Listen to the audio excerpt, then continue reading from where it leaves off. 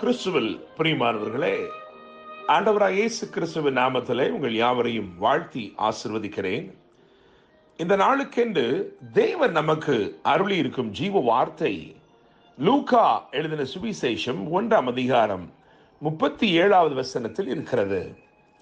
தேவனாலே கூடாத காரியம் ஒன்றுமில்லை. என கேட்கிற தேவனுடைய பிள்ளைகளே, காபிரியேல் என்னும் தேவதூதன் மரியாளுக்கு சொன்ன வாக்குத்தத்த வசனத்தை தான் நான் இப்பொழுது உங்களுக்கு வாசித்திருக்கிறேன்.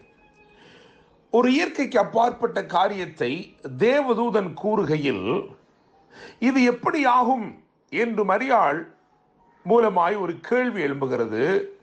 அந்த கேள்விக்கு விடை சொல்லும்படி தேவன் சொன்ன வார்த்தை தான் இது. தேவனாலே கூடாத காரியம் ஒன்றுமில்லை. இந்த வாக்குத்தத்தத்தை சொல்வதற்காக அதை திருஷ்டாந்தப்படுத்தும்படிக்கு ஒரு சம்பவத்தையும் தேவதூதன் அதோடு இணைத்து பேசுகிறதை பார்க்கிறோம். 36ஆம் வசனத்தை கவனிக்கும் பொழுது, இதோ உனக்கு இனத்தாளாய் இருக்கிற எலிசபெத்தும் தன் முதிர் வயதிலே ஒரு புத்திரனை கற்பந்தரித்திருக்கிறாள். மலடி எனப்பட்ட அவளுக்கு இது 6வது மாதம் என்று எழுதியிருக்கிறது. என கேட்கிற தேவனுடைய பிள்ளைகளே, நான் முதலாவது ஒரு காரியத்தை இன்றைக்கு சொல்லட்டும். இந்த நாள் உங்கள் வாழ்க்கையிலே தேவன் இயற்கைக்கு அப்பாற்பட்ட விதத்திலே அற்புதங்களை செய்யும் ஒரு நாளாய் இருக்கிறது. It's going to be a day of supernatural miracles in your life.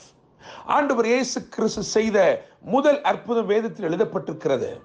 ஆனால் இதுதான் இயேசு செய்த கடைசி அற்புதம் என்று வேதம் ஒன்றையும் குறிப்பிடவில்லை. காரணம், இயேசு இன்றைக்கும் அற்புதங்களை செய்கிறார். இன்று நான் நம்புகிறேன் உங்கள் வாழ்க்கையிலே இயற்கைக்கு அப்பாற்பட்ட கிரியைகளை, இயற்கைக்கு அப்பாற்பட்ட அற்புதங்களை அவர் செய்ய உண்மையுள்ளவராய் இருக்கிறார். என கேட்கும் தேவனுடைய பிள்ளைகளே, வாக்குத்தத்த வசனத்தை அருளின காபிரியேல் அதை திருஷ்டாந்தப்படுத்தும்படிக்கு சொன்ன அந்த 36ஆம் வசனம் என் கவனத்தை ஈர்க்கிறது. இதோ உனக்கு இனத்தாளாய் இருக்கிற எலிசபெத்தும் தன் முதிர் வயதிலே ஒரு புத்திரனை கற்பந்தரித்திருக்கிறாள். மலடி எனப்பட்ட அவளுக்கு இது 6ஆம் மாதம். என கேட்கிற தேவனுடைய பிள்ளைகளே, இந்த 36வது வசனத்திலே பரலோக ராஜ்யம் நம்முடைய வாழ்க்கை குறித்து எவ்வளவு கரிசனையோடு செயல்படுகிறது என்பதை நான் குறிப்பிடும்படிக்கு விரும்புகிறேன். ஒரு 3 காரியங்களை மாத்திரம் இந்த 36ஆம் வசனத்தில் இருந்து உங்களோடு கூட நான் பகிர்ந்து கொள்ள விரும்புகிறேன். அதை தொடர்ந்து இன்றைக்கு நாம் ஆமோதிக்க போகிறோம். தேவனாலே கூடாத காரியம் ஒன்றுமில்லை என்று சொல்லி நிச்சயமாய் இந்த நாளை தேவன் ஒரு ஆர்ப்பரிப்பின் நாளாய் நியமித்திருக்கிறபடினால் அதிசயங்களையும் அற்புதங்களையும் உங்கள் வாழ்க்கையில செய்வார்.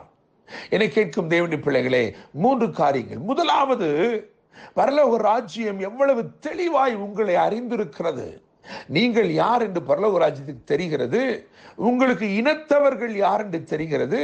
அவர்களுடைய பேரெல்லாம் தெரிகிறது. அவர்களுடைய வயதெல்லாம் தெரிகிறது. பரலோக ராஜ்யம் உங்களை குறித்து கரிசனையோடு இருக்கிறது. உங்களுக்கு இனத்தவர்கள் யார் என்று கவனமாய் கண்ணோக்கி பார்க்கிற பரலோகம் உங்களை பகைக்கிறவர்கள் யார் என்று பார்க்காதா? என கேட்கிற தேவனுடைய பிள்ளைகளே, எல்லாம் வெளியரங்கமாய் இருக்கிறது. உங்களை குறித்த எல்லாவற்றையும் பரலோக ராஜ்யம் அறிந்திருக்கிறது. இரண்டாவதாக அங்கு சொல்லப்பட்டிருக்கிறது, மலடி எனப்பட்டவள். அவள் மலடி என்று அவளுக்கு பக்கத்திலே இருக்கிற அயலகத்தார் அப்படியாய் சொல்லி இருக்கிறார்கள். ஏனென்றால் அதே 1ஆம் அதிகாரத்திலே 24ஆம் வசனத்திலே, எலிசபெத்து கர்ப்பவதியாகி ஜனங்களுக்குள்ளே எனக்கு உண்டாயிருந்த நிந்தையை நீக்கும்படியாக கர்த்தர் இந்த நாளிலே என்மேல் கடாட்சம் வைத்து என்று எழுதியிருக்கிறது. உங்களை பற்றி உங்கள் அயலகத்தார் என்ன பேசுகிறார்கள்? உங்களை குறித்து அவர்கள் சொல்லுகிற நிந்தைகள் என்ன, பரியாசங்கள் என்ன என்பது பரலோகத்திலே பதிவாய்க் கொண்டிருக்கிறது. தேவனுடைய பிள்ளைகளே, உங்களோடு உடன் வேலை செய்கிறவர்கள் நீங்கள் இல்லாத நேரத்தில் என்ன பேசுகிறார்கள் என்பதை குறித்து நீங்கள் கவலைப்பட வேண்டாம். காரணம், அவைகளையெல்லாம் பரலோக ராஜ்யம் பதிவு செய்கிறது. மற்றவர்கள் அவளை நிந்தித்தார்கள். ஆனால் அந்த நிந்தையை பரலோக ராஜ்யம் கேட்டு அதற்கு மறுமொழி கொடுக்கும்படிக்கு அவளுடைய முதிர் வயதிலே அவளுக்கு ஒரு குமாரனை கொடுத்தது. என்னை கேட்கும் தேவனுடைய பிள்ளைகளே, நான் முதலாவது சொன்னேன், பரலோக ராஜ்யம் உங்களை நன்றாக அறிந்திருக்கிறது. இரண்டாவது, உங்கள் நிலைமையை நன்றாக அறிந்திருக்கிறது. மூன்றாவதாக அதிலே சொல்லப்பட்டிருக்கிறது, மலடி என்று சொல்லப்பட்டவளுக்கு இது 6வது மாதம். Heaven or the kingdom of God is concerned about your progress. உங்கள் வளர்ச்சியிலே உங்களுக்கு அருளப்பட்ட நன்மை எப்படியாய் வளர்ந்து வந்து கொண்டிருக்கிறது என்பதை காணும்படிக்கு, கண்ணோக்கி பார்க்கும்படிக்கு பரலோக ராஜ்யம் கவனமாய் செயல்படுகிறது. தேவனுடைய பிள்ளைகளே, ஒருவேளை இது 6வது மாதம் என்று சொல்லுகிற அந்த வார்த்தையிலிருந்து நான் தீர்க்க தரிசனமாய் என்ன சொல்ல முடியும் என்றால், ஏதோ ஒன்றை உனக்குள் தேவன் துவங்கிவிட்டார், அது இன்னும் சில நாட்களிலே வெளிப்பட போகிறது. கர்ப்பவதியாய் இருக்கிற ஒரு பெண்ணுக்கு 6வது மாதம் ஒரு விசேஷித்த மாதம் அல்ல, ஆனால் இன்னும் சில நாட்களிலே அவளிலிருந்து நன்மை வெளிப்பட போகிறது. என கேட்கிற தேவனுடைய பிள்ளைகளே, அப்படியே உங்களிலிருந்து சில நன்மை, உங்களிலிருந்து பரலோக ராஜ்யம் உங்களுக்குள் விதைத்திருக்கிற நன்மை, உங்களுக்குள் அருளி இருக்கிற நன்மை அதிசீக்கிரத்திலே வெளிப்பட போகிறது. தேவனுடைய பிள்ளைகளே, பரலோக ராஜ்யமும் கணக்கு போடுகிறது. எதற்காக தெரியுமா? நீங்கள் பெற்றெடுக்கும் நன்மையை, பரலோக ராஜ்யத்தின் நன்மையை பரலோகமே ஆவலாய் கொண்டாட விரும்புகிறது. எனவே 3 காரியங்களை சொல்லியிருக்கிறேன். உங்களை பரலோக ராஜ்யம் அறிந்திருக்கிறது, உங்கள் சூழ்நிலையை அறிந்திருக்கிறது, உங்களை நிந்திக்கிற நிந்தைகள் தெரிகிறது. மூன்றாவதாக, உங்கள் நன்மையில் கலிகூற பரலோகம் ஆவலாய் இருக்கிறது. என கேட்கிற தேவனுடைய பிள்ளைகளே, சகரியாவுக்கும் எலிசபெத்துக்கும் தேவன் அருளின குமாரன் யோவான் ஸ்நானன் என்று அறியப்படுகிற அந்த மகன், அவனை குறித்து ஒரே வார்த்தை சொல்ல வேண்டும் என்றால், ஊமையன் பெற்றெடுத்த பிள்ளையோ ஊரையை கூட்டுகிற சத்தம்.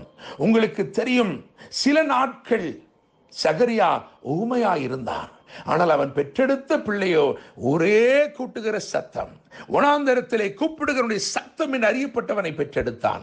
நான் நம்புகிறேன், விசுவாசிக்கிறேன், உங்கள் வாழ்க்கையிலே ஒருவேளை இந்நாட்கள் நிசப்தமான நாட்களாக இருக்கலாம்.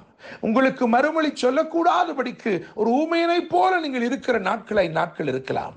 ஆனால் சீக்கிரத்திலே ஊரே கூட்டுகிற சத்தமாய் தேவன் உங்களுக்கு செய்த நன்மை வெளிப்பட போகிறது.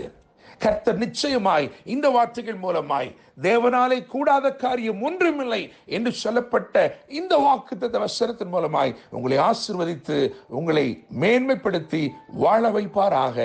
என்றும் அன்புடன் pastor Daniel Moses. God bless you.